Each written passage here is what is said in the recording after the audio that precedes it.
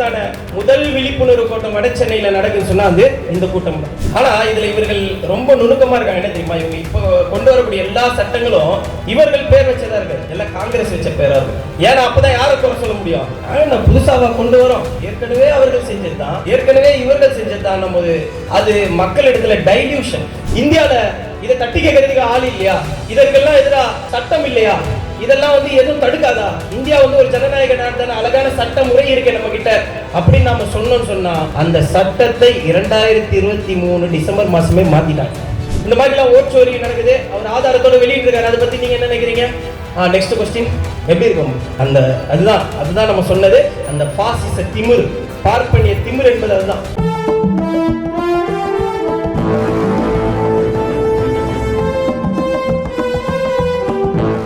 மே 17 இயக்கத்தின் சார்பாக நவம்பர் 26 அண்ணல் அம்பேத்கர் அவர்கள் பாராளுமன்றத்திலே இந்திய அரசியல் சாசன சட்டத்தை சமர்ப்பித்த நாளை முன்னிட்டு அவர் எந்த நோக்கத்திற்காக அரசியல் சாசன சட்டத்தை சமர்ப்பித்தாரோ அந்த நோக்கத்திற்கு நேர் எதிராக இன்று நடைமுறைப்படுத்தப்பட்டிருக்கக்கூடிய ஒரு மோசமான இந்த பலகையில் எழுதப்பட்டிருக்கக்கூடிய அந்த 3 எழுத்து வார்த்தையை கொண்டு இப்போது நடைபெற்றிருக்கக்கூடிய அந்த முகாம் ஒரு திட்டத்தை எதிர்த்து எழுச்சியோடு முதலில் இப்பகுதியில் நடைபெறக்கூடிய இந்த தெருமுனை கூட்டத்திற்கு தலைமையேற்று இருக்கக்கூடிய, இன்னும் எனக்கு முன்னால் தொகுப்புரையாற்றி இன்னும் மே 17 இயக்கத்தினுடைய கொள்கைகளையும் செயல்பாடுகளையும் இலக்குகளையும் மிக தெளிவாக விளக்கி கூறிய அருமை தோழர்கள் அனைவருக்கும் எனது இந்த மாலை நேரத்து வாழ்த்துக்களையும் தெரிவித்துக் கொண்டு, தோழர் ராஜேஷ் அவர்கள் குறிப்பிடும்போது அழகா சொன்னார், இது எங்களுடைய முதல் கூட்டம் என்று சொன்னார். அதில் ஒரு பகுதியாக, ஒரு அங்கமாக நான் இந்த மேடையில் நின்று பேசுவதை என்னோடு ஒரு வரலாற்று நினைவாக மிக மகிழ்ச்சியோடு நான் இங்கு பதிவு செய்து கொள்கின்றேன். இன்னும் இப்பகுதியில் மட்டுமல்ல, இனி வட சென்னையோட எல்லை விரிந்து கிடக்கின்றது. அனைத்து பகுதிகளிலும் மே 17 கிளைகளும் சித்தாந்தங்களும் வேரூன்றி இன்னும் பிரம்மாண்ட கூட்டங்கள் இப்பகுதியில் நடத்தப்பட வேண்டும், நடத்துவதற்கான தேவையும் இந்த காலகட்டத்தில் அதிகமாக இருக்கின்றது என்ற கருத்தையும் உங்கள் முன்னால் வைத்து உங்களுக்கு அதற்கான வாழ்த்துக்களை முன்கூட்டியே நான் இங்கு தெரிவித்துக் கொள்கிறேன். என்னுடைய உரைக்குள்ள போறதுக்கு முன்னாடி ஒரு வாசகத்தை உங்களுக்கூட பகிர்ந்துக்க விரும்புகிறேன். என்ன வாசகம்னா ரொம்ப தெரியாத வாசகம்லாம் இல்லை, எல்லாம் தெரிந்தது தான். I am not the CEO of Government of India, I am the CEO of India, Republic of India.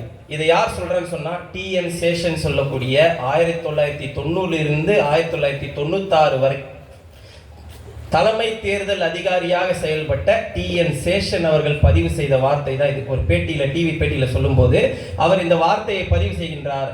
I am not the CEO, Chief Election Officer of India கிடையாது. நான் இந்திய அரசாங்கத்தினுடைய Chief Election Officer கிடையாது. I am the CEO of Republic of India. இந்த இந்திய சுதந்திர இந்திய தேசத்தினுடைய தலைமை தேர்தல் அதிகாரி நானு. கவர்மெண்ட் ஆஃப் இந்தியான்னா என்ன ஆயிடும்? இந்திய அரசுக்கு சாதகமான செயல்படக்கூடிய தேர்தல் ஆணையமாக ஆகிடும். நான் அப்படிப்பட்ட தேர்தல் அதிகாரி கிடையாது, தலைமை அதிகாரி கிடையாது. I am the CEO of republic of India. இந்திய குடியுரிமை ஜனநாயகத்திற்கு அடிப்படையாக செயல்படக்கூடிய அந்த தேர்தல் ஆணையத்தினுடைய தலைமை தேர்தல் அதிகாரி நான் என்பதை ஒரு கர்வத்தோட ஒரு டிவி பேட்டியில பகிர்ந்து கொண்ட அந்த வாசகத்தை உங்கள் முன் வைத்து இந்த தலைப்பிற்குள்ளாக செல்வதற்கு முன்னால், எனக்கு முன்னால் அருமையாக தோழர் நிறைய கருத்துக்களை முன் வச்சார். நானும் என்னோட நண்பர்களோட பேசும்போதெல்லாம் அதிகமான நேரங்களில் அவர் சொன்ன அந்த கருத்துக்களோட நிறைய உடன்பட்டு இதே வார்த்தைகளை நான் பலமுறை பகிர்ந்திருக்கேன். நாம் நம்மளோட பிள்ளைகளுக்காக கஷ்டப்பட்டு உழைத்து ஒரு வீட்டை எப்படியாவது வாங்கிடணுன்ற ஒரு இலக்கோடு செயல்படுகிறோம். நாம் நம்மளோட பிள்ளைகளுக்காக கஷ்டப்பட்டு நல்ல பள்ளிக்கூடத்தில் பெரிய இடத்துல நல்ல ஒரு CBSE ஸ்டாண்டர்டில் அல்லது ஒரு நல்ல ஒரு மெட்ரிகுலேஷன் ஸ்டாண்டர்டில் தரமான கல்வியை கொடுத்து அவர்களை கல்வியில் மேம்படுத்தப்பட்டு அவர்கள் நல்ல ஒரு வாழ்க்கையை எதிர்காலத்தில் அடையணும்னு விரும்புகிறோம். அதற்கான உழைப்புகளை செய்யணும். நம்ம அதற்காக நம்மளுடைய வாழ்நாளில் ஞாயிற்றுக்கிழமை என்று கூட பாராமல் சில நேரங்களில் கூடுதல் உழைப்புகளை செய்து அதற்கான தயாரிப்புகள் எல்லாம் செய்யணும். இது எல்லாம் எதற்காக? நம்மளுடைய அடுத்த ஜெனரேஷன் இந்த தேசத்தில் நல்லதொரு வாழ்க்கையை அமையணும். அவர் சொன்ன மாதிரி நம்மளை பார்த்து நாளைக்கு ஒரு கேள்வி வரக்கூடாது. இப்படிப்பட்ட ஒரு மோசமான ஒரு அரசியல் சூழலிலே, ஒரு அடிமைப்பட்டு கிடைக்கக்கூடிய ஒரு சூழ்நிலையிலே எங்களை விட்டு சென்று விட்டீர்களே என்ற ஒரு கேள்வி நமக்கு நோக்கி வந்துவிடக்கூடாது நம்ம புள்ளிடத்திலிருந்து என்ற ஒரு நோக்கத்திற்காக இவ்வளவு உழைப்பை செய்கிற நாம எதிர்கால அந்த கேள்விக்கு இப்போ நாம வேலை செய்ய ஆரம்பித்தால்தான் அந்த கேள்வி நம் பிள்ளைகளிடத்திலிருந்து வராமல் அவன் நாம் செய்யக்கூடிய வேலைகளை பார்த்து அவன் பிள்ளைங்களுக்கு அதே போன்ற ஒரு உழைப்பை செய்து விட்டு போ. அப்போதான் நாம் ஒரு சமத்துவமான சுதந்திரமான ஒரு இந்திய தேசத்தை இந்த இடத்துல விதைக்க முடியும், உருவாக்க முடியும்ன்ற ஒரு விஷயத்தையும் இங்கு நாம் பகிர்ந்து கொண்டு, நாம் இங்கு களமாடுவது யாரை எதிர்த்து என்ற ஒரு தெளிவு இங்கு நமக்கு ரொம்ப முக்கியமாக தேவைப்படும். பாசிசம் என்பதற்கு ஒரு நேரடியான ஒரு அழகிய எளிமையான விளக்கத்தை சொல்லணும்னா ஒரு சர்வாதிகாரம். ஒரு சர்வாதிகாரம் தான் இது பாசிசத்தினுடைய நேரடி விளக்கம். அதற்கு வேற ஒன்றும் ரொம்ப டீட்டெயிலாக போனால் அது நிறைய விளக்கங்கள் இருக்கு. ஆனால் நேரடியாக சொல்லணும்னு சொன்னால் அது ஒரு சர்வாதிகாரம். அந்த சர்வாதிகாரத்தை இத்தாலியில் முசோலினி செய்தார். அதற்கு அவர் வைத்த பேரு பாசிசம். அப்போ இத்தாலியில தான் பாசிசம் இருக்கான்னா இல்ல, அது உலகம் முழுக்க பல நாடுகள்ல ராஜபக்ச இடத்துல இருந்துச்சு. இன்றைக்கு இந்திய தேசத்திலும் அது போன்ற அந்த பாசிச சித்தாந்தம் வேரூன்றி வேகமாக வளர்ந்து வரக்கூடிய ஒரு காலகட்டத்தை சாட்சிப்படக்கூடிய விதத்துல நாமெல்லாம் இந்த காலகட்டத்தில் வாழ்ந்து கொண்டிருக்கின்றோன்றத நாம புரிந்து கொள்ளும். அப்ப அதை யார் கொள்கையாக எடுத்துக்கொண்டார்கள் சொன்னா ராஷ்டிரிய சுயம் சேவக் சங்கம் சொல்லக்கூடிய RSS. இந்த RSS தான் என்ன செய்யுதுன்னு சொன்னா பாசிசத்தை தங்களுடைய சித்தாந்த கொள்கைகளாக ஏற்றுக்கொண்டு அதில் ஒரு சில இலக்குகளை அவர்களை முன்வைக்கிறார். இந்து ராஷ்டிரம், இந்த இந்து ராஷ்டிரம் இந்திய தேசத்தை முழுமையான ஒரு இந்து தேசமாக மாற்றக்கூடிய ஒரு கொள்கையை முன்வைத்து தான் இந்த RSS என்ன செய்து அவர்களுடைய சித்தாந்தத்தை வடிவமைத்து அதில் அகண்ட பாரதம் பல துணை கொள்கைகளை அவர்கள் வரவெடுத்து கொண்டாலும் அவர்களுடைய அடிப்படை கொள்கை என்பது இந்த இந்து ராஷ்டிரம் தான். அப்ப இந்த இந்து ராஷ்டிரத்திற்கு தடையாக இருக்கக்கூடிய யாராக இருந்தாலும் அவர்களை அழிக்கக்கூடிய, அவர்களை இன சுத்திகரிப்பு செய்யக்கூடிய ஒரு பெரிய செயல் திட்டம், நீண்ட ஒரு பெரிய செயல் திட்டம் RSS இடத்திலே உண்டு. அதை பற்றிலாம் நீங்க தெரிந்து கொள்ளணும்னு சொன்னா RSS இரண்டாவது தலைவராக வந்த கோல்வாக்கர் அவர் ஞான கங்கைன்னு ஒரு புத்தகத்தை எழுதியிருக்காரு, ஒரு பெரிய புத்தகம். அதை எடுத்து படிச்சாலே அடுத்து இந்திய தேசத்தில் அவர்கள் என்னென்ன செய்ய போறாங்கன்றலாம் நீங்களே கணிக்க ஆரம்பிச்சிடலாம். அவ்வளவு தெளிவா என்ன செஞ்சிருக்காரு. இந்தியாவில் முஸ்லிம்களை என்ன செய்யணும், இந்தியாவில் கிறிஸ்தவர்களை என்ன செய்யணும், இந்தியாவில் இந்துக்களிலே இருக்கக்கூடிய இந்துத்துவ சிந்தனையை எதிர்க்கக்கூடியவர்களை என்ன செய்யணும் என்றது உட்பட அனைத்தையும் தெளிவா என்ன செஞ்சிருக்காரு, அவர் விளக்கி வச்சிருக்காரு. அப்ப அந்த புத்தகத்தின் அடிப்படை நூலாக வைத்துதான் இன்னைக்கு என்ன செஞ்சுட்டு இருக்காங்க, இவர்கள் சட்டங்களை வகுத்து கொண்டிருக்காங்க. இவர்கள் சட்டமே எந்த அடிப்படையில் வருதுன்னா அந்த ஞான கங்கைன்ற அவர்களோட அந்த புக் பஞ்ச் ஆஃப் தாட்ஸ் ஆங்கிலத்தில் இருக்கும்.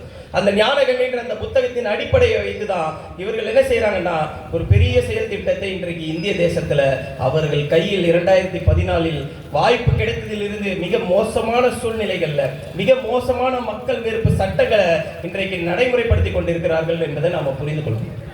அந்த வகைகளில் வந்ததனுடைய ஒரு முக்கியமான சட்டம் தான் SIR.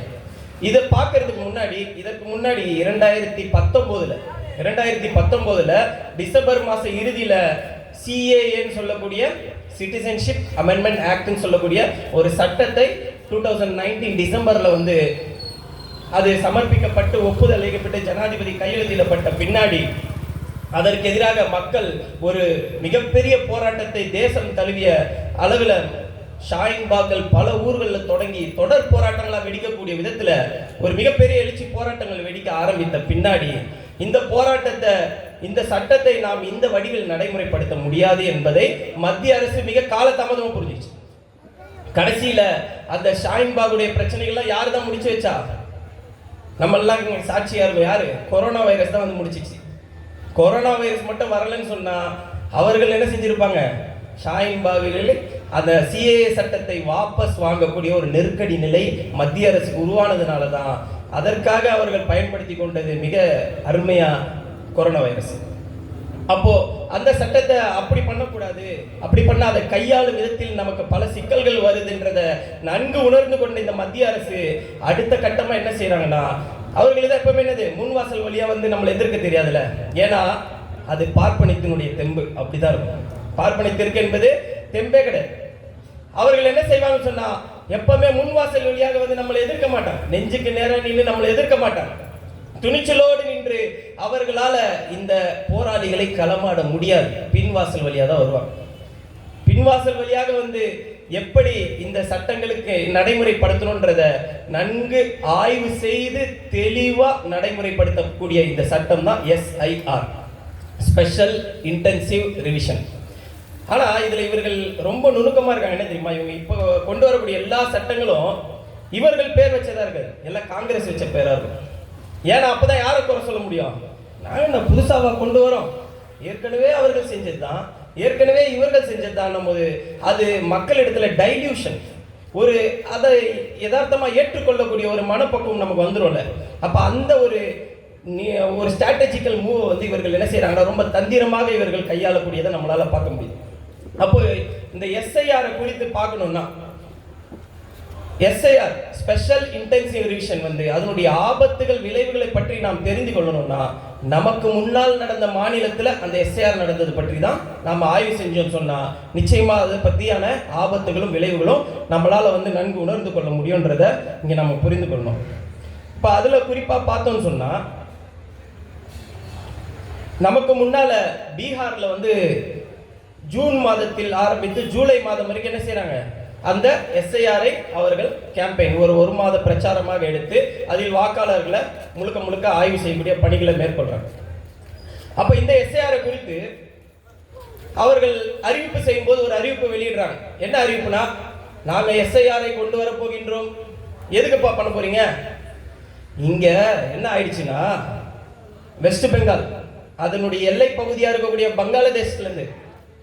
வங்காளதேசத்தில் இருந்தும் இந்த பக்கம் இருக்கக்கூடிய பர்மா, மியான்மர், பழைய பேர் பர்மா, இப்போ அதோட பேரு மியான்மரில் இருந்தும் ஊடுருவல்காரர்கள் ஊடுருவி இந்திய தேசத்தினுடைய பல பகுதிகளில் இவர்கள் போய் என்ன செஞ்சுட்டாங்க, ஊடுருவி அங்கங்க தங்கி இருக்காங்க.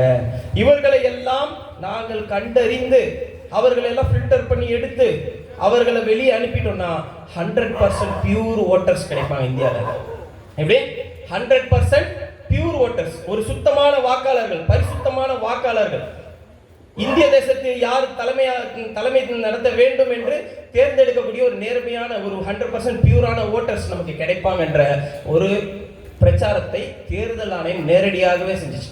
இந்த பிரச்சாரத்தை தேர்தல் ஆணையம் மட்டும் செய்யல, இதை பாஜகவும் செஞ்சிச்சு. உத்தரப்பிரதேசத்துடைய தேர்தல் நடக்கும்போது சரி, பங்களாதேஷ்ல கடந்த தேர்தலையும் சரி, அசாம்ல நடந்த தேர்தலின் போதும் சரி, அவர்கள் கையாண்ட ஸ்ட்ராட்டஜி என்னன்னா, இமிகிரன்ட்ஸ், இல்லீகல் இமிகிரன்ட்ஸ், வெளிநாட்டிலிருந்து ஊடுருவல்காரர்கள் இங்க வந்துட்டாங்க, அவங்களெல்லாம் நம்ம இந்த நாட்டில் அதிகமாக அவங்க வந்துட்டாங்க, அவர்கள்கிட்ட ஓட்டு இவ்வளவு பர்சன்டேஜ் இருக்கு, அந்த பர்சன்டேஜ் ஓட்டெல்லாம் நீக்கினாதான் நம்ம தூய்மையான இந்திய தலைமையை தேர்ந்தெடுக்க முடியும். அந்த விஷயங்களை நாம் நடைமுறைப்படுத்தணும்ன்ற முன்கூட்டியான ஒரு சைக்காலஜிக்கல் இம்பாக்ட், ஒரு சித்தாந்த ரீதியாக மனநிலை ரீதியான ஒரு தாக்கத்தை இந்த மக்களின் மீது வட மாநிலங்கள்ல அவர்கள் எளிமையா ஈஸியா வந்து நடைமுறைப்படுத்த முடிஞ்சிச்சு, சாத்தியப்படுத்த முடிஞ்சிச்சு.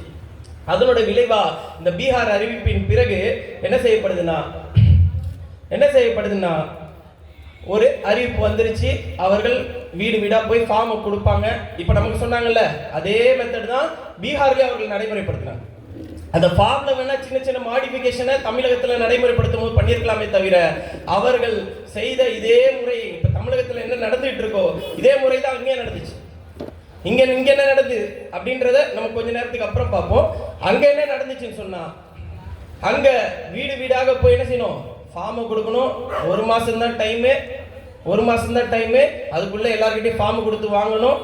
நம்ம கவர்மெண்ட் ஆபீசரை பத்தி தெரியல, இப்ப தமிழகத்தில் இவ்வளவு விழிப்புணர்வோடு போராட்ட குணத்தோடு தெளிவா நம்ம எல்லாம் வந்து கழுகு பார்வை கொண்டு ஒவ்வொரு BLO-களையும் பார்த்துட்டு இருக்கும் போது அங்கங்க மூளையில உட்காந்துட்டு அவங்க என்ன செய்யறாங்க, அவர்கள் படுற கஷ்டம்னு ஒன்று இருந்தாலும் அவர்கள் என்ன செய்ய முடியும், அவங்களுக்கு வீடு தெரியாது, எனக்கு எப்படி தெரியும், எனக்கு எப்படி இந்த போட்டோல இருக்கிறவரு தெரியும், நான் போய் எப்படி வீடு வீடா தேடி கொடுக்க முடியும், சாத்தியமே இல்லை. இங்கேயே இப்படின்னா பீகார்ல எப்படி இருந்திருக்கும் யோசிங்க. அது அவ்வளவு வளர்ந்த மாநிலமா, அவ்வளவு இன்ஃப்ராஸ்ட்ரக்சர் தெருக்கள் எல்லாம் அப்படியே சாலைகள்லாம் தெரு போர்டு பேரு எல்லாம் நம்பர் வீட்டு நம்பர்லாம் கரெக்டாக வச்சு இருக்கக்கூடிய மாநிலம் அது. ஒரு ஸ்கூலு கழிப்பறைகள்லாம் எப்படி இருக்குன்றதை நம்ம இன்றைக்கும் பார்த்து கொண்டிருக்கோம். அவ்வளோ மோசமான இன்ஃப்ராஸ்ட்ரக்சர் இருக்கக்கூடிய அந்த பகுதிகளில் இவர்கள் 100% நாங்கள் ஃபார்மை கொடுத்துட்டோம். இங்கே சொல்கிற மாதிரி தான் 3 நாளில் என்ன செஞ்சுட்டோம், நாங்கள் 76% ஃபார்ம்களை கொடுத்து விட்டோம் என்று எப்படி தமிழகத்தில் நடந்த ஒரு விஷயங்களை, ஒரு பொய்யான ரிப்போர்ட்டுகளை அவர்கள் அங்கே கொடுத்தாங்களோ அதே போன்றுதான் 100% ஃபார்ம் கொடுத்தாச்சு. எத்தனை பேருக்கு தெரியுமா?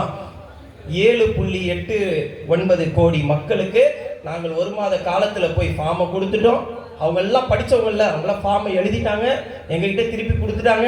நாங்கள் என்ன செஞ்சிட்டோம், அதெல்லாம் சிஸ்டமில் ஏற்றி ஆய்வு செஞ்சு கிட்டத்தட்ட 65 லட்சம் மக்களை நீக்கிவிட்டோம் என்ற ஒரு அறிக்கையை அவர்கள் ஜூலை 7ஆம் தேதி முடிந்ததற்கு பின்னால், அந்த பிரச்சாரம் முடிந்ததற்கு பின்னால் அவர்கள் ஒரு அறிவிப்பு டிராஃப்ட் பட்டியலை வெளியிடுறாங்க.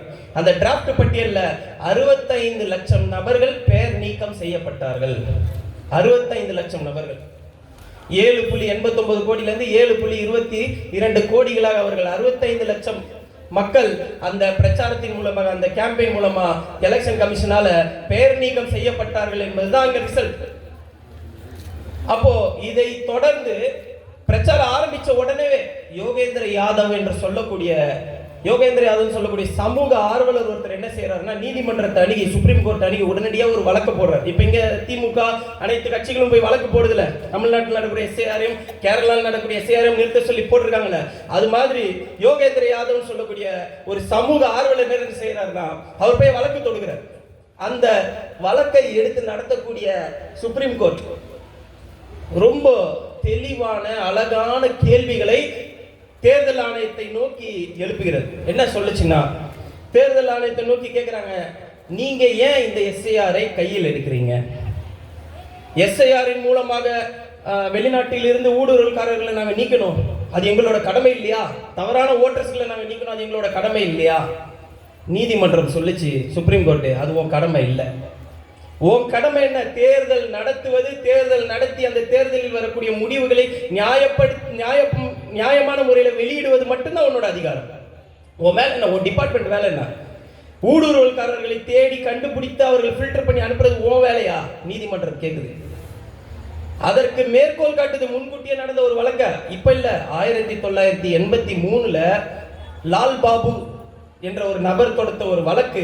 என்ன வழக்குன்னா, அவரை இந்திய குடிமகன் இல்லை நீக்கிறாங்க. அவர் சுப்ரீம் கோர்ட்ல போய் வழக்கு போடுறார்.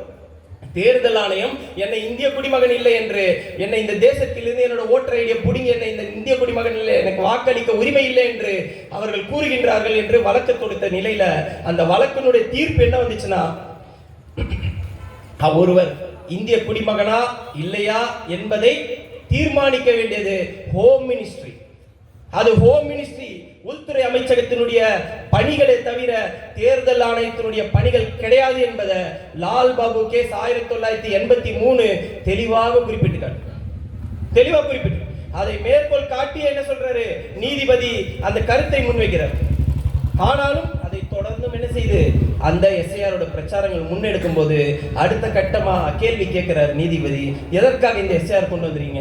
உடனே அடுத்த காங்கிரஸை தாக்கி சொல்ல, நாம ஒன்றும் புதுசா கொண்டு வரல, இப்போ காங்கிரஸ் தான் எங்களுக்கு முன்னாடி கொண்டு வந்துச்சு எஸ்ஐஆர், அதே போன்ற ஒரு எஸ்ஐஆரை தான் நாங்களும் இன்று நடைமுறைப்படுத்துறோம், இதுல என்ன தவறு இருக்கு என்ற ஒரு பதில் கேள்வியை நீதிமன்றத்தை பார்த்து இவர்கள் கேட்கிறாங்க, தேர்தல் ஆணையம். அப்போ யோகேந்திர யாதவ் சொல்லக்கூடிய அந்த சமூக ஆர்வலர் சார்பாக அந்த நீதிமன்றத்தில் வழக்காடியவர் யாருன்னு சொன்னா பிரசாந்த் பூஷன், புகழ்பெற்ற நல்ல வழக்கறிஞர், நமக்கெல்லாம் தெரிந்திருக்கும். அந்த பிரசாந்த் பூஷன் அவர்கள் அந்த வழக்கை எதிர்கொள்ளும் போது அவர் பதிலுக்கு ஒரு கேள்வி கேட்கிறார். ஓகே, அப்படிதானே? அப்போ 2002 தேர்தல் ஆணையம் அறிவித்த அந்த அறிவிப்பு எங்க? அந்த அறிவிப்பை காட்டுங்க. இது மாதிரி தான் ஃபார்ம் கொடுத்து, இது மாதிரி தான் ஃபில் பண்ணி, இது போன்ற உங்களோட பட்டியல் அதற்கு முந்தைய பட்டியலில் இடம்பெற்றால் மட்டும்தான் உங்களுக்கு ஓட்டர் ஐடி தருவோம் என்ற வாக்குறுதிகள், சட்ட திட்டங்கள்லாம் உட்படுத்தி இந்த 13 ஆவணங்கள்லாம் நீங்க கொடுத்தாகணுன்ற ஒரு நிபந்தனைக்கு உட்பட்டு எஸ்ஐஆர் நடத்தப்பட்டுச்சா? நீங்க ஆவணத்தை காட்டுங்கன்னு சுப்ரீம் கோர்ட் கேள்வி எழுப்பும் பொழுது அங்க இருந்த தேர்தல் ஆணைய அதிகாரிகளோட பதில் என்னவா இருந்துச்சு தெரியுமா? காட்டுங்க, அந்த டிராஃப்ட் காட்டுங்க. வெளியிட்டு இருப்பீங்களா? இன்னைக்கும் ஒரு செய்தி வெளியிட்டு இருக்காங்க. எல்லா தந்தி பேப்பர்கள் எல்லாம் முதல் பக்கத்தில் பார்த்தீங்கன்னா ஒரு அறிவிப்பு வந்திருக்கும். தேர்தல் ஆணைய வெப்சைட்ல போனீங்கன்னா SIR 2026 ஒரு அறிவிப்பு வந்திருக்கும். அந்த டிராஃப்ட் தான். அது போன்ற ஒரு டிராப்டை காட்டுங்க. 2002 நீங்க வெளியிட்டதும் இப்ப நீங்க 2025 முன்னெடுத்து செய்து கொண்டிருக்கக்கூடிய இந்த எஸ்ஐஆரும் ஒன்றுதான் அப்படின்னு நீங்க சொல்றீங்கல்ல, அந்த கருத்தை நிரூபிங்கன்னு சொல்லும்போது தேர்தல் ஆணையம் சொன்ன ஒரு அருமையான பதில் என்ன தெரியுமா? வழக்கமான பதில் தான். என்னது? தொலைஞ்சு போச்சு. என்னது? அந்த டிராப்ட் எங்களுக்கு தொலைந்து விட்டது. எவ்வளவு ஈஸியான பதில். யார் சொல்றது பதில? Election commission of India. Election commission of India கொடுக்கக்கூடிய பதில் என்னன்னா, 2002 அது தேர்தல் ஆணையம் வெளியிட்ட அந்த அறிக்கை எங்க இடத்துல இல்ல, ஒரு காப்பி கூட இல்லை, எல்லாமே மிஸ் ஆயிடுச்சு. எதிர்த்தரப்பில் இருந்த பிரசாந்த் பூஷன், வழக்கறிஞர் பிரசாந்த் பூஷன் அவர்கள் ஒரு காப்பி எடுத்துட்டு வந்து கொடுக்குறாரு. இருந்தா உனக்கு நான் தரேன், நீ பாரு, நீ இப்போ சொல்லக்கூடிய ஏதாவது ஒரு விஷயம் அப்போது நடைமுறைப்படுத்தப்பட்டிருந்தா இங்க நாங்க வாபஸ் வாங்கிக்கிறோம், நீங்க பண்ணுங்க, அதே மாதிரி பண்ணுங்க, அந்த எஸ்ஐஆர் பண்ணுங்க, நாங்க வரவேற்கிறோம். எஸ்ஐஆருக்கு எதிரானவர்கள் அல்ல. எஸ்ஐஆர் என்ற பேரிலே என்ஆர்சியையும் சிஏயும் நீங்க நடைமுறைப்படுத்தி சில குறிப்பிட்ட வாக்கு சதவீதத்தை குறைத்து ஒரு சில மலிவு விலை அரசியல் செய்ய நினைக்கிறீங்கல்ல, இந்த எண்ணத்தை தான் நாங்கள் எதிர்க்கின்றோம் என்று அங்க பிரசாந்த் பூஷன் குறிப்பிட்டார், அங்க பதிவு செஞ்சார். அதே மாதிரி நம்ம எல்லாம் படக்கூடிய ஒரு அவஸ்தை தான் ஆதார் கார்டோட விஷயம். சுப்ரீம் கோர்ட்டே கேட்டுருச்சு, நம்ம ஆதார் கார்டை ஏத்துக்க மாட்டீங்களாமே, ஆதார் கார்டை ஏத்துக்க மாட்டீங்களாமே, ஆதாரமா? அப்படியா? ஆமா, ஏத்துக்க மாட்டோம். ஏன்பா? ஏன்னா ஆதார் கார்டு நம்ம திருப்பி பார்த்தாலே தெரியும், நம்ம ஆதார் கார்டுல இருக்கும், it is not a proof for citizenship. அது வந்து நம்மளுடைய இந்திய குடியுரிமைக்கான ஆதாரம் கிடையாதுன்னு சொல்லிட்டான். ஆனா அந்த ஆதார் கார்டு இருந்தா நம்மளால என்ன செய்ய முடியும்? எந்த டாக்குமெண்ட் வேணா வாங்கலாம். ஆதார் கார்டை வச்சு தான் நம்ம வந்து என்ன செய்யணும்? மொபைல் சிம் வாங்கணும். ஆதார் கார்டை வச்சு தான் நம்ம வந்து நமக்கான ஓட்டர் ஐடிக்கு அப்ளை பண்ணி வாங்கியிருப்போம். ஆதார் கார்டை வச்சு தான் பேங்க் அக்கௌண்ட் ஓப்பன் பண்ணுவோம். ஆதார் கார்டை வச்சு தான் பேன் கார்டு வாங்குவோம். ஆதார் கார்டை வச்சு தான் ரேஷன் கார்டை வாங்குவோம். எல்லாமே ஆதார் கார்டை வச்சு தான். அந்த ஆதார் கார்டில் ஒரு எழுத்தை மாத்துறதுக்கு எத்தனை நாள் பேங்க் வாசல்லையும் போஸ்ட் ஆஃபீஸ் வாசல்லையும் லைன்ல நீங்கள் எவ்வளோ கஷ்டப்பட்டிருப்போம். அது எப்படா கன்ஃபர்மேஷன் மெசேஜ் வந்து புது ஓட்டர் ஆதார் கார்டு நம்ம வீட்டுக்கு வரணும், எவ்வளோ கஷ்டப்பட்டிருப்போம், எல்லாம் அனுபவிச்சிருப்போம். ஆனா அந்த பிரயோஜனப்பட்ட அவ்வளோ சிரமப்பட்ட அந்த ஆதார் கார்டு ஆதாரமாக ஏற்றுக்கொள்ளப்படாது என்பதை சுப்ரீம் கோர்ட்ல யார் சொல்றான்னா தேர்தல் ஆணையம் சொல்லுது. அப்போ இதற்காக சுப்ரீம் கோர்ட் விளக்க கேட்குது, இப்படி சொல்லியிருக்கீங்களா? ஆமா, உண்மையா? ஆமா, நாங்கள் ஏற்றுக்க மாட்டோம். சரி, பேன் கார்டு நாங்கள் ஏற்றுக்க மாட்டோம். இது என்னடா? ஒட்டுமொத்த பண பரிவர்த்தனையிலிருந்து என்னோட எல்லா டேட்டா அந்த ரகங்களும் எதுல இருக்கும்? என்னோட அத்தனை டிரான்சாக்ஷன் என்னோட பேன் கார்டில் இருக்கு, ஏற்றுக்க மாட்டோம். ரேஷன் கார்டு அதை வச்சு தானே நான் இந்த குடும்பத்தில் இந்த பகுதியில் இத்தனை வருடங்களாக என்னோட குடும்பம் இருக்கு என்ற ஒட்டுமொத்த தகவலும் அதில் தானே இருக்கு, ஏற்றுக்கொள்ள மாட்டோம். தேர்தல் ஆணையத்தினால அந்த கர்வமான பதில்கள் சுப்ரீம் கோர்ட்ல அன்னைக்கு நிறைஞ்சிருச்சு. மௌனம் காக்குறாங்க. சில விஷயங்கள்ல கேள்வி கேட்கும் போது மௌனம் காக்குறாங்க, சில விஷயங்கள்ல கேள்வி கேட்கும் போது அந்த பார்ப்பனிய திமுருன்னு சொல்லல, அந்த திமுறான அந்த பதில் தான் அங்க என்ன செஞ்சிச்சு? பிரதிபலித்தது என்பதுதான் உண்மை. பதில் தான் உண்மை. அப்போ அந்த பதில்கள்ல ஒண்ணு கடைசியில எங்க வந்து நிக்குதுன்னா, சுப்ரீம் கோர்ட் ஒரு ஆர்டர் போடுது. எலெக்ஷன் கமிஷன் என்ன தெரியுமா? சரி, ஓட்டர் ஐடியை நீங்க ஏற்றுக்கொண்டுதான் ஆகணும். ஓட்டர் ஐடியை ஆதார் கார்டை நீங்க ஒரு ஆதாரமாக ஏற்றுக்கொண்டுதான் ஆகணும் அப்படின்னு சொல்லும்போது சரி நாங்க ஏத்துக்கிறோம். பீகாருடைய தேர்தல் அறிக்கை அந்த எஸ்ஐஆர்ல பாத்தீங்கன்னா ஆதார் கார்டு ப்ரூஃப்ல இருக்காது. இப்ப தமிழ்நாட்டுக்கு வந்த எஸ்ஐஆர்ல பாத்தீங்கன்னா கீழே என்ன இருக்கு? ஆதார் கார்டு இணைக்கப்பட்டிருக்கு. ஆனா சும்மா இணைக்கல, பக்கத்துல ஒரு ஸ்டார் போட்டிருக்காங்க, நிபந்தனைகளுக்கு உட்பட்டது. அந்த விளம்பரங்கள்லாம் போடும்போது கீழே ஒரு அடியில ஒரு புள்ளி சின்ன ஸ்டார் போட்டிருப்பான். அந்த ஸ்டாரை வச்சுதான் ஏமாத்துவாங்க. அது போன்று தமிழகத்தில் வரும்போது இணைச்சிக்கிட்டாங்க. சுப்ரீம் கோர்ட் சொல்லுது, நீங்கள் ஆதார் கார்டை ஏற்றுக்கொண்டுதான் ஆகணும் ஆதாரமான். சரி, நாங்க ஏத்துக்கிறோம்.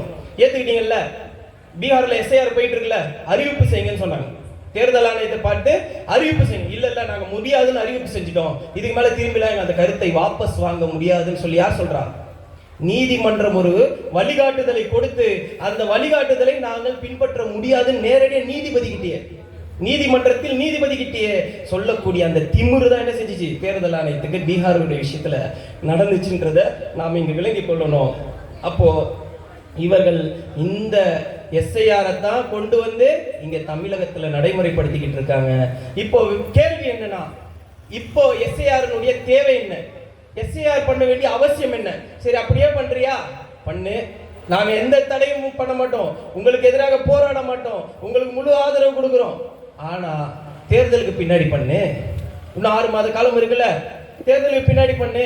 அது வரைக்கும் தேர்தல் ஆணையம் சும்மாலாம் இருக்க வேணாம்பா, நீங்க ரொம்ப பிஸி தான், நீங்க ரொம்ப கமிட்டட் தான், நீங்க ரொம்ப வேகமா வேலை பார்க்கக்கூடியவர்கள் தான். இப்போ ஆதரவு கொடுத்த மாநிலங்கள் இருக்கு பாஜகவுக்கு, பாஜகவுடைய ஆட்சி செய்யக்கூடிய மாநிலங்கள் இருக்குல்ல, அங்க ஆதரவு கொடுத்துருக்கீங்கல்ல, எஸ்ஐஆருக்கு வரவேற்கிறீங்கல்ல, வாங்க அங்க போய் பண்ணு. மகாராஷ்டிரால பண்ணு, அவன் கூப்பிட்டு இருக்கான், நாங்க ரெடியா இருக்கோம்னு, இப்போ பண்ணு. உத்தரப்பிரதேசில் பண்ணு.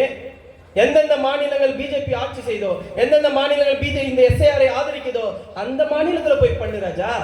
ஏன் எஸ்ஐஆரை இங்க கொண்டு வந்து பண்ற? அப்படி என்ன உனக்கு அவசரம்? ஆம், அவசர தேவை இருக்கு. இங்குள்ள கள அரசியல் ஆய்வை சூழ்நிலையை மாற்றக்கூடிய ஒரு மிகப்பெரிய முயற்சியில் ஈடுபட்டிருக்காங்க. 2026 தேர்தல் என்பது அவர்கள் மிகப்பெரிய ஒரு கணக்கை போட்டு வச்சிருக்கிறாங்க. அவர்களுக்கான ஒரு சாதகமான ஒரு சூழ்நிலையை இந்த அரசியல்ல இந்த முறை தேர்தலில் உருவாக்கணும். இது ஒரு பொன்னான தங்க முட்டையிடக்கூடிய வாய்ப்பு என்பதாக அவர்கள் கணித்து விட்டார்கள். அதற்காக தான் அவசரமா பீகார் தேர்தலுக்கு முன்னால, பீகார்ல ஒரு எஸ்ஐஆரும், தமிழக தேர்தலுக்கு முன்னால் இன்னும் அடுத்து வரக்கூடிய கேரளா கர்நாடகா தேர்தலை முன்னிட்டு 2028 கர்நாடகால தேர்தல் இருக்கு, முன்னிட்டு அவர்கள் எல்லாரும் சேர்த்து வச்சு இப்ப என்ன செஞ்சிட்டு இருக்காங்க, இந்த எஸ்சிஆர்களை மிக விரைவாக இவர்கள் விரைவுபடுத்தி இங்க நடைமுறைப்படுத்திக்கிட்டு இருக்காங்கன்னு நம்ம பார்க்க முடியும். இப்போ சமீபமா அப்போ இந்த விஷயத்துல எப்படி இவர்கள் இவ்வளவு சமீபமா பாத்தீங்கன்னா, பங்களாதேஷ்ல ஆட்சி மாற்றம் நடைபெற்று அந்த முதலமைச்சர் பிரசிடென்டா இருந்தவங்க எங்க தப்பிச்சு வந்திருக்காங்க, ஜனாதிபதி இந்தியாவில் அடக்கலம் புகுந்து இப்ப இங்க இருக்காங்க. உலக அளவில் அவர்கள் குற்றவாளியாக அறிவிக்கப்பட்டு இப்ப அவர்கள் சொந்த நாட்டில் பங்களாதேஷ்ல என்ன செய்யணும், ஒப்படைக்கணும்னு சொல்லி அந்த நாட்டு மக்கள் கேட்டுட்டு இருக்காங்க. அந்த பங்களாதேஷ்ல கொஞ்சம் மாதங்களுக்கு முன்னால ஜென்சி போராட்டம் சொல்லி ஒரு பெரிய போராட்டம் நடந்து அங்க புரட்சி ஏற்பட்டு ஒரு மாற்றம் வந்துச்சு, ஆட்சி மாற்றம். அப்போ அதுல ஒரு 2-3 தினங்களுக்கு முன்னால் வந்த செய்தி என்னன்னா, அங்க இருந்த தலைமை தேர்தல் அதிகாரி இருக்காருல்ல, அவரை மக்கள் ரோட்ல பிடிச்சி வெளுத்து வாங்கி அடிச்சிருக்காங்க. அடிச்சு தரன்னு அழிச்சிட்டு போயிருக்காங்க. தேர்தல் அதிகாரி, தலைமை தேர்தல் அதிகாரி அவ்வளவு ஊழல் பண்ணியிருக்காரு அந்த நாட்டில், அந்த அம்மாவை திருப்பி கூட்டு வரதுக்காக. நம்ம ஆளுங்க நிறைய பேர் தமிழகத்தில் என்ன பண்றாங்க, இதே கதி தான் இன்னும் ஒரு சில மாதங்கள்ல வரப்போகுது தமிழகத்தில், இந்தியாவில் அப்படின்னு. அதை நாங்கள் சொல்லல, ஃபேஸ்புக்கில் வரக்கூடிய செய்திகள் தான். அப்போ அந்த அளவுக்கு அந்த நாட்டில் நடந்த குற்றத்திற்கு அந்த மக்கள் ஒரு தீர்ப்பை அந்த மாதிரி கொடுத்துருக்காங்க. இந்தியாவில் இதை தட்டி கேட்கறதுக்கு ஆள் இல்லையா? இதற்கெல்லாம் எதிராக சட்டம் இல்லையா? இதெல்லாம் எதுவும் தடுக்காதா? இந்தியா ஒரு ஜனநாயக நாடு தானே, அழகான சட்ட முறை இருக்கு நம்ம கிட்ட அப்படின்னு நாம சொன்னோம்னு சொன்னா, அந்த சட்டத்தை 2023 டிசம்பர் மாசமே மாத்திட்டாங்க. இதுதான் விஷயமே ஹைலைட்.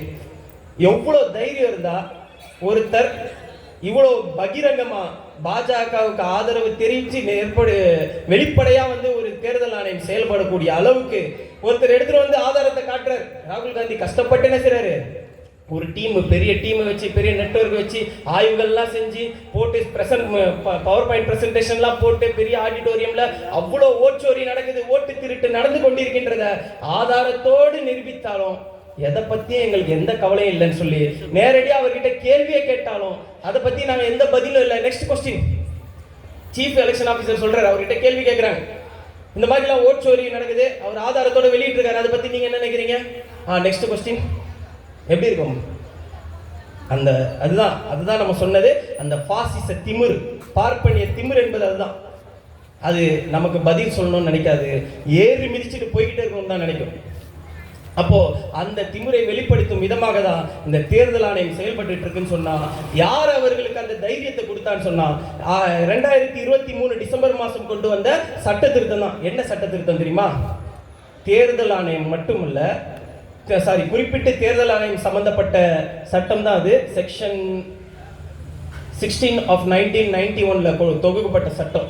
அந்த சட்டத்தை மாற்றி அமைக்கிறாங்க. என்னன்னு சொன்னா, தேர்தல் ஆணையத்தில் அவருடைய பொறுப்பு காலத்தில் அவர் செய்த தவறு குறித்து அவர் மரணம் அடையும் வரை அவருக்கு தண்டனை கொடுக்க முடியாது, அந்த குற்றம் நிரூபிக்கப்பட்டாலும். தேர்தல் ஆணையத்தில் தேர்தல் அதிகாரியா, சீஃப் எலெக்ஷன் ஆபீசரா இருக்காரு இன்னைக்கு, சிஇஓவா யாரு, ஞானேஷ்குமார் இப்ப இருக்கிறவர் பேர். அந்த ஞானேஷ்குமாருடைய ஆட்சி காலத்தில் அவர் என்ன தேர்தல் ஆணையத்தில் முறைகேடு செய்தாலும், எவ்வளவு பெரிய மோசடி செய்தாலும், அந்த மோசடியை எதிர்த்து அவர் மேல வழக்கு தொடுக்க முடியாது. அப்படியே வழக்கு தொடுத்தாலும் அவருக்கு தண்டனை கொடுக்க கூடாது என்றதுதான் 2023 டிசம்பர் மாசம் கொண்டு வரப்பட்ட அந்த சட்ட திருத்தம். இந்த சட்ட திருத்தத்தை பின்னணியில வைத்து கொண்டுதான் இவர்கள் எல்லாம் இன்றைக்கு என்ன செஞ்சிட்டு இருக்காங்க, பாஜகவுக்கு வெளிப்படையாக அவர்கள் வெற்றி பெறக்கூடிய ஒரு அரசியல் சூழ்நிலையிலே தமிழகத்தில் உருவாக்கிட்டு இருக்காங்க. எப்படின்னு சொன்னா, கிட்டத்தட்ட 35 லட்சம் வாக்காளர்கள் பீகார்ல நீக்கப்பட்டிருக்காங்க. எதற்காக நீக்கப்பட்டிருக்காங்கன்னா, அங்கேயும் ஓட்டு வச்சு இங்கேயும் ஓட்டு வச்சா நம்மால எடுத்து போட்டுருவாங்க. அதுக்காக என்னது, அங்க ஓட்டை நீக்கிட்டு இந்த எஸ்ஐஆரின் மூலமாக தமிழகத்துல 35 லட்சத்துக்கும் அதிகமான நபர்களை வாக்காளர்களாக இங்கே இணைத்து அவர்களின் மூலமாக இங்க ஒரு அரசியல் சூழ்நிலையில பெரிய மாற்றத்தை கொண்டு வரும். ஏன்னா தேர்தல் வெற்றி என்பது சதவீதத்தில் தான் இருக்கும். சம் பர்சன்டேஜ், இவங்க ஒரு பர்சன்டேஜ் இருக்கு, இவங்க ஒரு பர்சன்டேஜ் இருக்கு. அப்ப அந்த பர்சன்டேஜ் லாபியை பிளே பண்ணுவதற்கு, அந்த ஸ்ட்ராட்டஜியை வைத்து இங்கு வெற்றி பெறுவதற்கு போலி வாக்காளர்கள் என்ற ஒரு ஸ்ட்ராட்டஜியை தாண்டி வட மாநிலத்தில் இருக்கக்கூடியவர்களுக்கு இங்க வாக்காளர்கள் என்ன செய்யணும், வாக்காளராக்கி அவரை வெற்றி பெற வைக்கக்கூடிய ஒரு சில சித்தாந்த வேலைகளை, ஒரு சில அடிப்படை வேலைகளை இன்று இவர்கள் செய்து கொண்டிருக்கக்கூடிய சூழ்நிலையை நம்மளால பார்க்க முடியும். அப்போ இவ்வளவு மோசமான ஒரு விஷயத்தை செய்து கொண்டிருக்கக்கூடியதுதான் இந்த எஸ்ஐஆரினுடைய பிரச்சாரத்தினுடைய நோக்கம். இது கடந்த 4ஆம் தேதி ஆரம்பிக்கப்பட்டுச்சு. டிசம்பர் 4ஆம் தேதி முடிய போகுது. டிசம்பர் 9ஆம் தேதி வரைவு பட்டியல் வெளியிடுவாங்க. அதுல தெரியும். ஆனா ஃபார்ம் கொடுத்து எல்லாரும் வரைவு பட்டியலில் வந்துருவாங்க. யார் எத்தனை பேர் ஃபார்ம் கொடுக்கலையோ அவர்கள் தான் வரைவு பட்டியலில் இருந்து விடுபடுவாங்க. ஆனா அதை தாண்டி ஜனவரி 9ஆம் தேதி, அந்த டிசம்பர் 9 ஜனவரி 9 வரைக்கும் 1 மாத கால அவகாசம். நம்ம போய் மேஜிஸ்ட்ரேட் கிட்ட போய், நான் இந்திய குடிமகன் தான், நான் எங்க அப்பா இங்க தான் இருந்தாரு, எங்க தாத்தா இங்க தான் இருந்தாரு, இல்ல ஆதாரத்தையும் நான் என்ன செய்யணும், போய் அவர்களிடத்தில் நிரூபிச்சு எதில் வேலையெல்லாம் விட்டுட்டு போகணும். ஏன்னா வீக்டேஸ்ல தான் ஆபீசர் இருப்பாங்க, வீக்கெண்ட்ல இருக்க மாட்டாங்க, சனி ஞாயிறுகள்ல இருக்க மாட்டாங்க. அவர்களை போய் டிஸ்ட்ரிக்ட் மேஜிஸ்ட்ரேட் கிட்ட இல்லைன்னா கலெக்டர் ஆபீஸ்ல அவர்கள் நியமித்திருக்கக்கூடிய ஒரு அதிகாரிகள் இடத்துல போய் நாம் நிரூபித்து நம்ம இந்த நாட்டினுடைய வாக்காளர்களாக மீண்டும் ஜனவரி 9க்குள்ள 2 அப்பீல்ஸ், 2 அப்பீல் அட்டெம்ப்ட் அலௌட் இருக்கு நமக்கு. கீழே ஒன்று அப்பீல் ரிஜெக்ட் ஆச்சுன்னா அதுக்கு மேல அப்பீல் கலெக்டர் ஆபீஸ்ல போய் பண்ணலாம். அந்த 2 அப்பீல் முடிஞ்சிச்சுன்னு சொன்னா அதுக்கப்புறம் ஜனவரி 9 வரைக்கும் அவகாசம். அதுக்கப்புறம் பிப்ரவரி 7ஆம் தேதி கடைசி இறுதி பட்டியல் வெளியாகும். அந்த பட்டியலில் ஒருவேளை நாம இடம் பெறலன்னு சொன்னா இந்த தேர்தலில் நம்ம வாக்களிக்க முடியாது, அவ்வளவுதான். அதுக்கப்புறம் ஒன்றும் இல்லை, ஏப்ரல் மே மாதத்தில் உங்களுக்கு என்ன வரும், அடுத்த புதிய வாக்காளர்கள் சேர்க்கைக்கான முகாம்கள் தேர்தல் ஆணையம் நடத்தலாம், அதில் நீங்கள் இணைந்து கொள்ளலாம்ன்ற ஒரு சாதாரணமான ஒரு மெல்லிய போக்கு வார்த்தைகளை இன்னைக்கு தேர்தல் ஆணையம் வெளியிட தெரியுமா? இதை நம்பவே நம்பாதீங்க. இப்பவே 2002 உங்க வீட்டுல யார் யார் இருந்தா லிஸ்ட்ல சொல்லுன்னு சொல்லி கேட்கக்கூடிய தேர்தல் ஆணையம் மே மாசம் என்ன சொல்லும்? 2025 ஜனவரி பிப்ரவரி 7ஆம் தேதி வெளியிட்ட அந்த வாக்காளர் பட்டியலில் உன் பேர் இருந்தா, உன் குடும்பத்தார் பேர் இருந்தா மட்டும் தான் நான் என்ன செய்வேன், இனி உனக்கு எல்லா விஷயங்களையும் தருவேன். நீ இருந்தா மட்டும்தான் நீ என்ன செய்ய முடியும், இங்க ஜிஎஸ்டி எடுக்க முடியும். நீ இருந்தா மட்டும்தான் உனக்கு பேன் கார்டு அப்ளை பண்ண முடியும். நீ இருந்தா மட்டும்தான் உனக்கு ஆதார் கார்டு தரும். உன் குடும்பத்தவர்கள் இருந்தால் மட்டும்தான் இதை செய்ய முடியும், இருந்தால் மட்டும்தான் அதை செய்ய முடியும், இருந்தால் மட்டும்தான் வீட்டுல ரெண்டல் அக்ரிமெண்ட் போட்டு ஒரு வாடகைக்கு வீடை பிடிக்க முடியும் என்ற பல நிபந்தனைகள் என்ன செய்வாங்க, எதை அடிப்படையாக வச்சு கொண்டு வருவாங்க, இதை அடிப்படையாக வைத்து கொண்டு வருவதற்கான எல்லா சாத்தியக்கூறுகளும் இருக்கு. அப்ப இதை நாம் வலிமையாக எதிர்க்க வேண்டிய காலகட்டம் ஒரு பக்கம் இருக்குது. அதை தாண்டி இதில் தெளிவாக மக்களை வழிகாட்டி அவர்களை பூர்த்தி செய்தும் என்ன செய்யணும், போராடக்கூடிய 2 வகைப்படும். ஒண்ணு, அதை பூர்த்தி செஞ்சும் போராடணும், அதை எதிர்த்து கருத்தியலை பதிவிட்டு அதற்கு எதிராக களமாடியும் போராடணும், வழக்காடியும் போராடணும், எல்லா ரீதியிலுமான போராட்டத்தையும் முன்னெடுக்கணும். அப்போ அந்த விதத்திலான போராட்டம் இது ஒரு மிகப்பெரிய ஒரு ஆரம்ப புள்ளியாக இங்கு மே 17 இயக்கம் இதை உருவாக்கி இருக்காங்க. இந்த விஷயம் மிக வரவேற்கப்படக்கூடிய ஒரு விஷயம். ஏன்னா வட சென்னையை பொறுத்த வரைக்கும் எஸ்ஐஆரை பத்தி இது வரைக்கும் யாருமே பெருசா கூட்டமே போடல. எனக்கு தெரிஞ்சு இதுதான் முதல் கூட்டமா இருக்கும்னு நினைக்கிறேன். எல்லாரும் அந்த ஃபார்மை வாங்குறதுலையும் ஃபார்மை கொடுப்பதிலும் ஃபார்மை ஃபில் பண்றதுலையும் வழிகாட்டுறதுலையும் இருக்காங்க. அப்ப எஸ்ஐஆர் குறித்தான முதல் விழிப்புணர்வு கூட்டம் வட சென்னையில் நடக்குன்னு சொன்னா இந்த கூட்டம் தான். அப்போ இந்த கூட்டம் இது போன்று பாசிசத்தையும் சங்க பரிவாரங்களையும் அவர்களுடைய சதி திட்டங்களையும் அவர்களுடைய வர்ணாசிரம கொள்கை திட்டங்களையும் முறியடிக்கக்கூடிய பல கூட்டங்கள் இனி வரும் காலங்களில் ஆங்காங்கே நடைபெறணும். அதற்கு எஸ்டிபி கட்சி என்றைக்கும் உங்களோடு தோளோடு தோள் நிற்கும், உங்களோட சகோதரராக நிற்போம் என்பதை இந்த இடத்தில் வாக்குறுதியாக தந்து வாய்ப்பளித்தமைக்கு நன்றி கூறி நிறைவு செய்கின்றேன். நன்றி.